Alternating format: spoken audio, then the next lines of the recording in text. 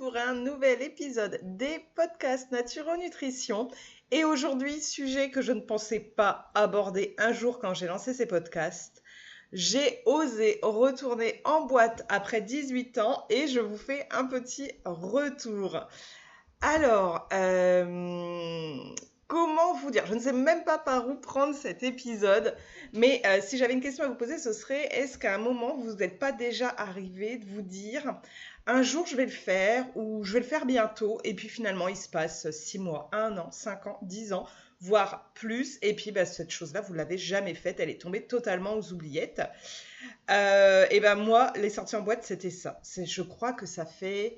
J'ai réfléchi plus de 18 ans que j'étais pas allée en boîte. Je crois que la dernière fois, j'étais encore étudiante infirmière.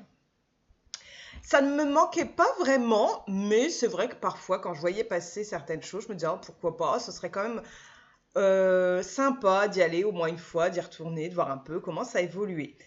Et ben, il y a une semaine pile poil, je l'ai fait.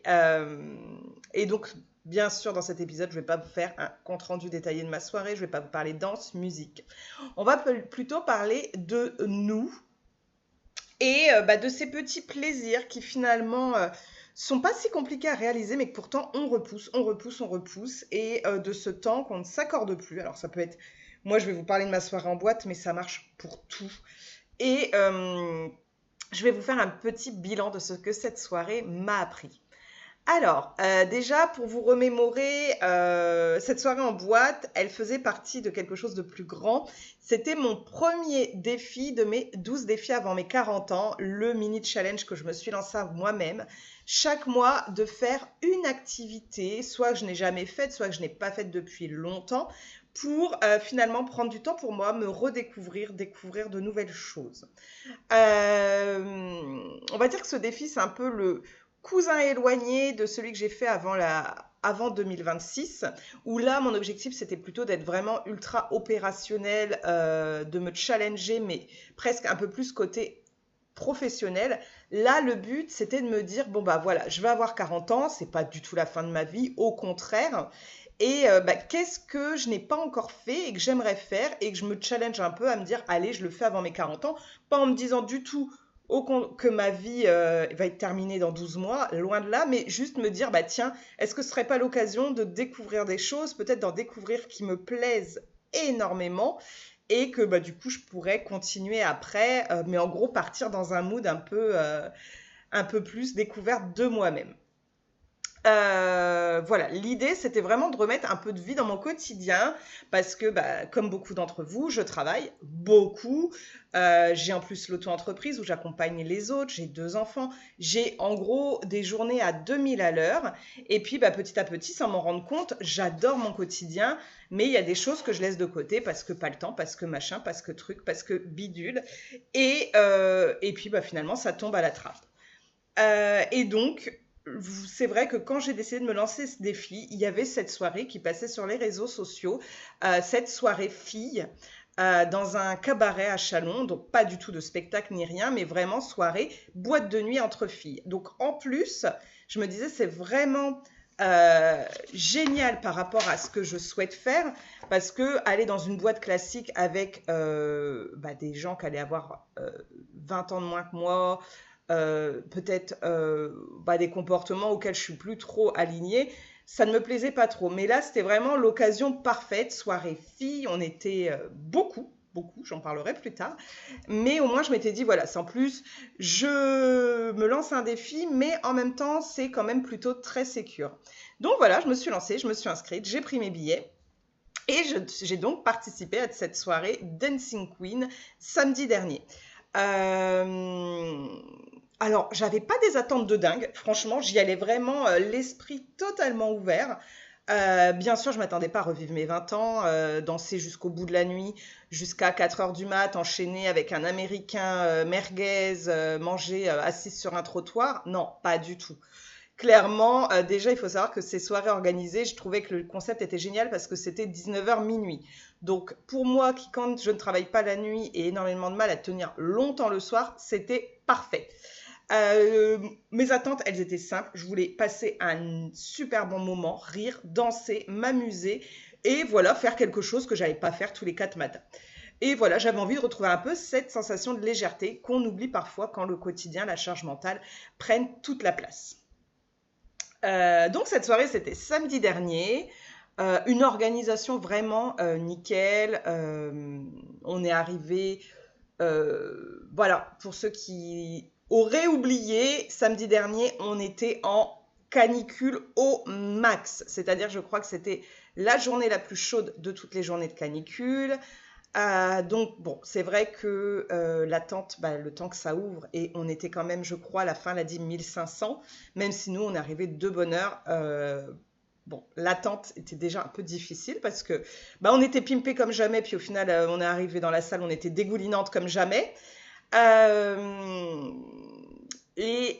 arrivé là-bas, très vite, on a compris que ça allait être compliqué parce que la salle avait beau être climatisée, on était 1500.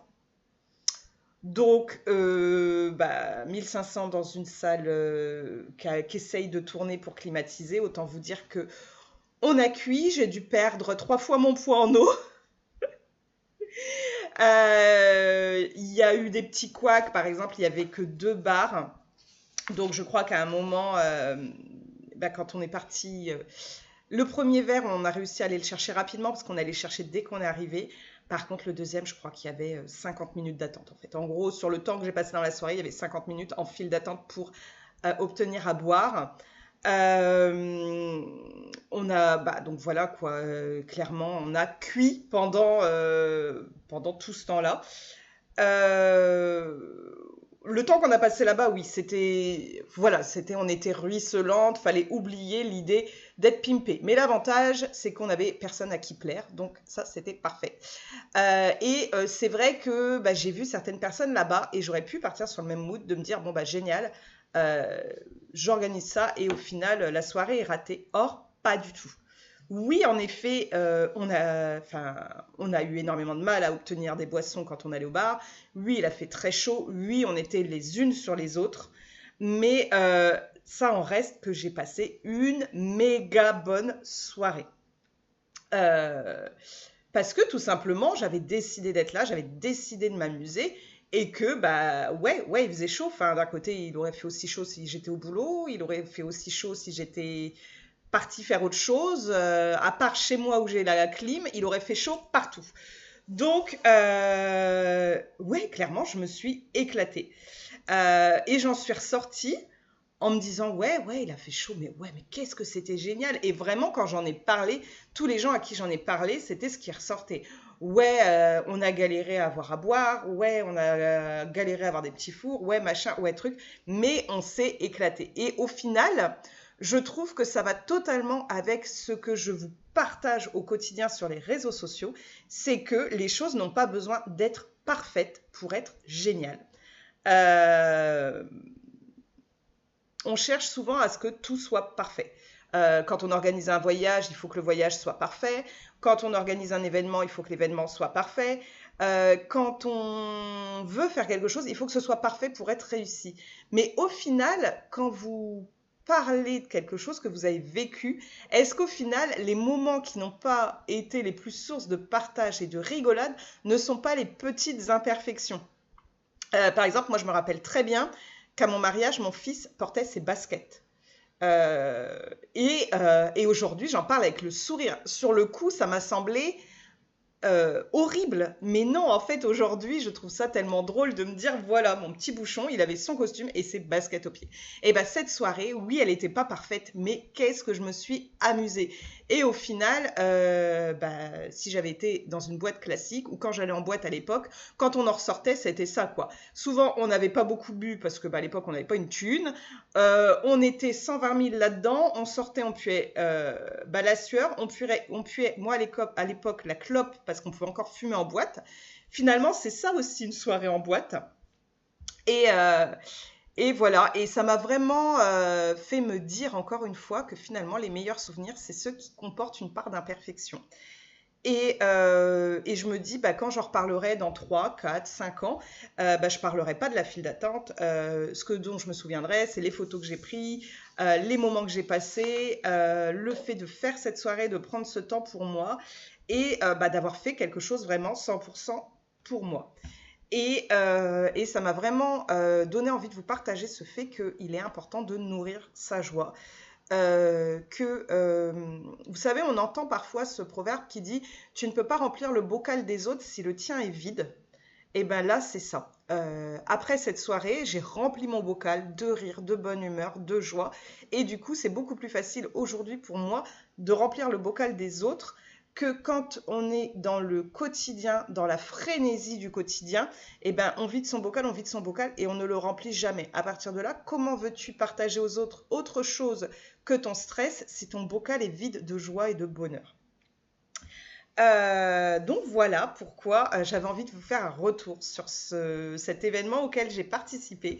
Et ce que je trouve génial, c'est que j'y ai participé au moment où je vous partageais et je créais mon cahier de vacances qui finalement est totalement, sans le vouloir, en accord avec ce défi que je me suis lancé et ce premier défi que j'ai fait, puisque quand j'ai créé le cahier de vacances, l'objectif c'était vraiment de vous dire que vous partiez ou non en vacances, je veux vous créer un outil qui vous permette de souffler pendant quelques minutes, de prendre du temps pour vous et de retrouver un peu d'apaisement, de petit bonheur, hein, parce que mon cahier de vacances il ne remplacera pas un voyage aux Seychelles, mais en tout cas de vous donner une respiration. Et donc au final, il est totalement en accord avec ce que je vous partage là. C'est que le plus important, ce n'est pas comment on fait la chose, c'est le fait de prendre du temps pour soi et de faire quelque chose pour soi. Et donc, ce cahier de vacances que j'ai créé, à aucun moment dedans, vous allez retrouver une liste d'injonctions, une to-do list à rallonge, des impératifs. Non, pas du tout. Il n'y aura aucun challenge à réussir. Ce cahier de vacances, c'est vraiment une parenthèse. Vous pouvez le faire dans l'ordre que vous voulez. Vous pouvez ne pas le finir. Vous pouvez le reprendre quelques mois après.